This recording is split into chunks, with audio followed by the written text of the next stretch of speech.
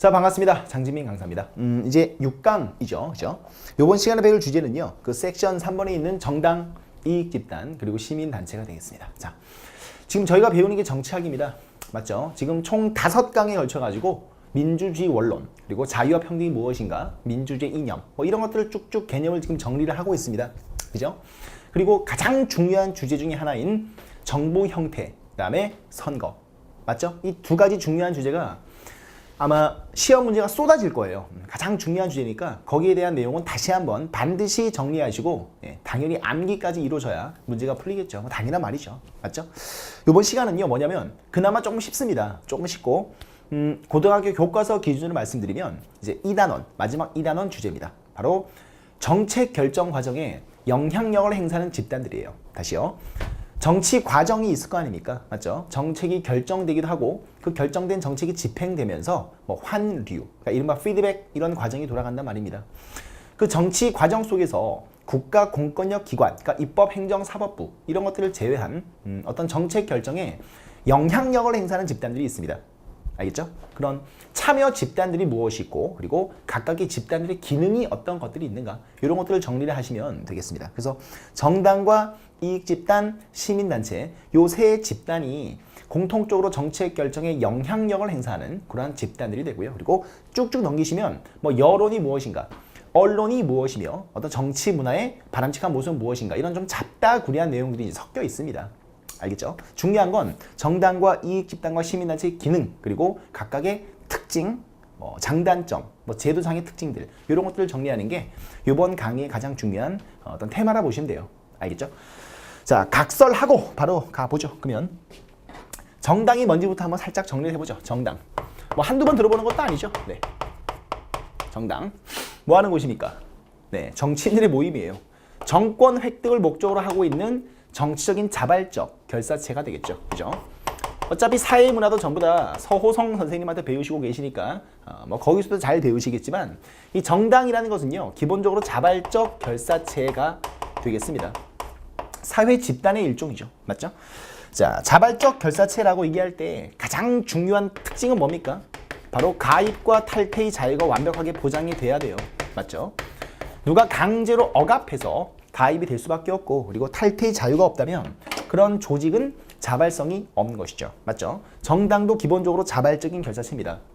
저 같은 경우도 옛날에 민노당 당원이었습니다. 지금은 아마 제명됐을 거예요. 네, 회비를 안 내서 벌써 대학교 때니까 기억도 안 납니다. 네, 뭐 한번 해본 소리고요. 자, 가입과 탈퇴의 자유가 당연히 보장이 되고요.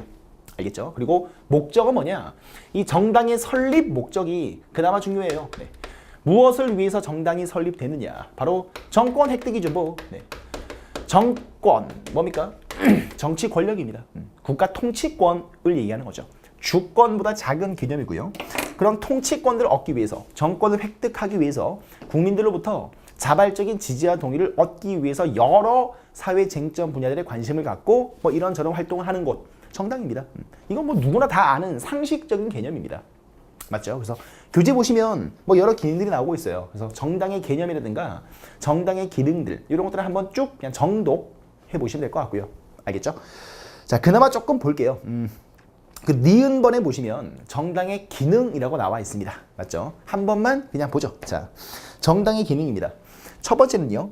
대표를 선출하는 기능을 가지고 있답니다. 당연한 말이죠. 자, 실질적으로 선거에서는요. 무소속 후보들도 있지만 대부분 소속 정당을 가지고 나옵니다. 맞죠? 그래서 그 정당 소속 선거 후보들이 당선되면 당연히 정치 대표들, 그러니까 소위 말하는 정치 엘리트, 누굽니까? 국민의 대표인 의원들이죠. 맞죠? 이런 대표를 배출하는 그런 본질적 기능도 가지고 있고요. 맞죠? 선거에서 후보를 공천한 다음에 그 후보들이 만약에 당선된다면 국민의 대표가 되는 것이죠. 다음 두 번째는 여론 형성 기능. 저 같은 경우는 그냥 한 글자로 가르쳐 드리고 말아요. 여론 형성이라는 것은 국민 다수의 의견을 형성해서 조직화시키는 기능을 가지고 있습니다. 바로 귀입니다. 귀. 네. 정당은 무슨 기능을 가지고 있느냐? 바로 귀의 기능을 가지고 있는 거예요. 이해되시죠? 국민의 의견에 귀 기울여서 다수 국민의 공통된 의견인 여론을 수렴하고 조직 체계화시켜서 어디로 보내는 겁니까? 네, 정책 결정기구요. 입법부와 행정부, 정책을 결정하는 공식적인 권력 기구죠. 그죠? 이런 권력 기구에 국내 의견을 잘 조직화시켜서 집어넣는 게 바로 정당의 가장 중요한 기능 중에 하나입니다. 이해되시겠어요? 네. 귀의 기능을 가지고 있고요. 다음 세 번째요. 정부와 의회의 매개적 역할을 담당한다. 거기 제가 별표를 하나 드리죠. 별표를 한 개 드리겠습니다. 자, 무슨 말이냐? 의회, 즉 입법부와 행정부, 대한민국 같은 경우는 권력 분립형 정부 형태가 근간이었었죠. 맞죠? 바로 대통령 중심제가 기본인데요. 입법부와 행정부가 무한 대립이 들어가면 이 둘의 싸움을 말릴 수 있는 중재자의 역할을 하는 것이 없었습니다. 맞죠? 이게 대통령 중심제의 단점이었단 말이에요. 그죠? 근데 현실 정치에서 본다면 입법부와 행정부의 싸움을 말릴 수 있는 유일한 중재 역할을 할 수 있는 매개체, 거기가 어디입니까? 네, 정당입니다. 정당밖에 없어요. 왜냐고요? 자, 보세요. 대한민국 입법부 300명의 국민의 대표들 계십니다. 물론 무소속도 있지만 대부분 소속 정당 있습니까? 없습니까? 있습니다. 행정부, 집권 여당, 뭐 이름은 바뀌었지만 새누리, 자기들은 한나라당 다르다 뭐 이렇게 얘기하는데 뭐 똑같아요. 네. 이 행정부도 소속 정당들을 가지고 있습니다. 맞죠? 집권 여당이 분명히 있으니까요. 그러니까 정당에서부터 입법부와 행정부로 전부 다 가는 겁니다. 그래서 이 둘의 싸움과 다툼이 너무 심해진다면 이런 것들을 막을 수 있는 어떤 대립과 분쟁을 중재할 수 있는 그런 역할을 가지고 있는 것은 실질적으로 봤을 때 이 정당밖에 없습니다. 그래서 정당의 기능이 점점점 중요해지는 것이고요. 이런 측면들을 종합해서 뭐라고 얘기하느냐?